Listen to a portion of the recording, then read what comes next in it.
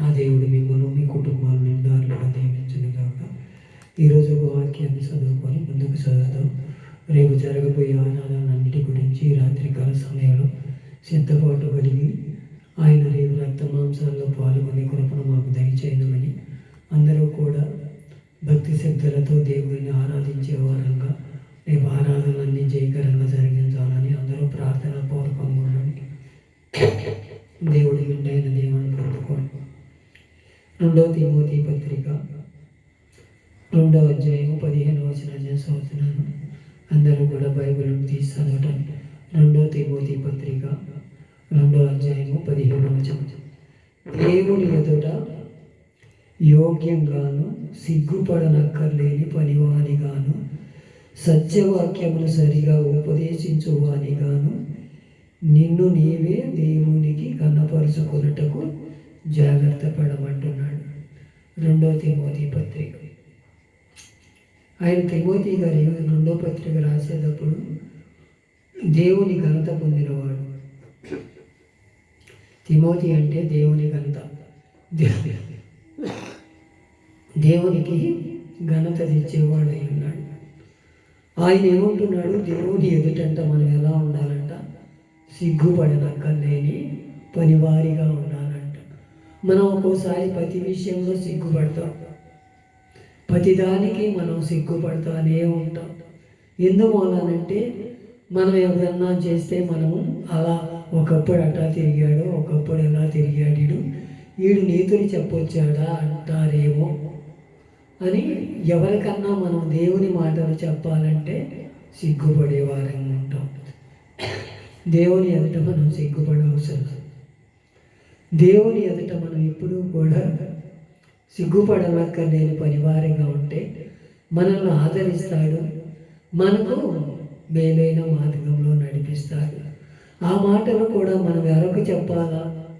మనలాంటి వారికి, బాగా నలిగిన వారికి, బాగా ఇబ్బందుల్లో ఉన్న వారికి, రోగాలతో ఉన్న అయ్యా నన్ను స్వస్థపరిచాడు దేవుడు, నిన్ను స్వస్థపరుస్తాడు, నువ్వు దేవునిని ఆరాధించు, దేవునిలో నడువు, నీ కుటుంబం దీవించబడుతుంది, నేను దీవించబడినట్టు నువ్వు కూడా దీవించబడదావని మనం చెప్పేవారంగా ఉండాలి.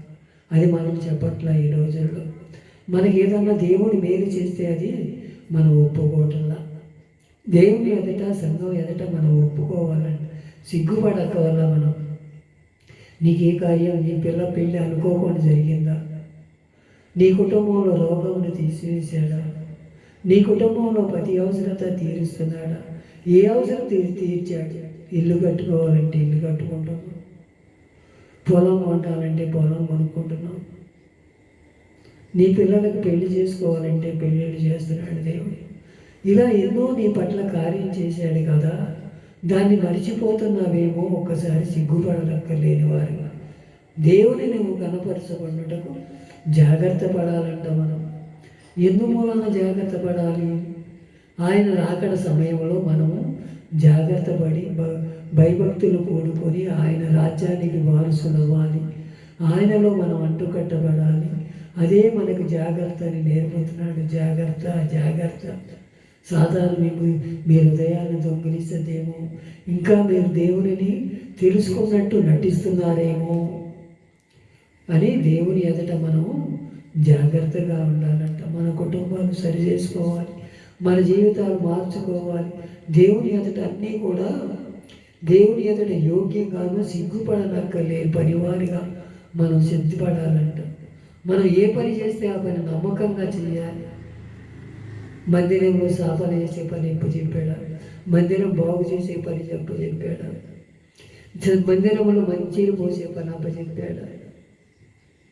నేనేంటి మంచిలు పోయటం, సాపలేయటం ఏంటి, నేనేంటి, నా వాదా ఏంటి అని మనము గొప్పలు పోతూ ఉంటాం. నేను 33 సంవత్సరాల మట్టి సీనియర్ని, నేను మంచిలు పోయటం ఏంటని మనం పనిని నిర్లక్ష్యం చేసి సిగ్గుపడి ఒకరికొకరు హెచ్చింపడిపోతాం. అది దేవుని చిత్తం కాదు. దేవుని రాజ్యానికి వారసులు అవ్వాలంటే తను తాను తగ్గించుకున్నవాడు హెచ్చించబడను, తను తాను హెచ్చించుకున్నవాడు తగ్గించబడునని లేఖనాలు తెలియపరుస్తుంది. అలాగే మనం జాగ్రత్త పడి దేవుని ఎదుట పనివారిగా ఆయన ఏ పని చెప్తే ఆ పని చేసేవారంగా ఉందాం. పాటలు పాడే పని చెప్పాడా, వాక్యం చెప్పే పని చెప్పాడా, ఏ పని చెప్తే ఆ పని మనం సిగ్గుపడనక్కర్లేని వారంగా ఉందాం. రోమాపత్రిక 1:16 సువార్తను గురించి నేను సిగ్గుపడవాడను. ఏదైనా నమ్ము ప్రతివానికి మొదట యూదునికి గ్రీకు దేశస్థునికి కూడా రక్షణ కలగజేయటకి అది దేవుని శక్తి అయి ఉన్నదంట. ఆయన శక్తి మనలో లేకపోతే ఏది కూడా మనం చేయలేము.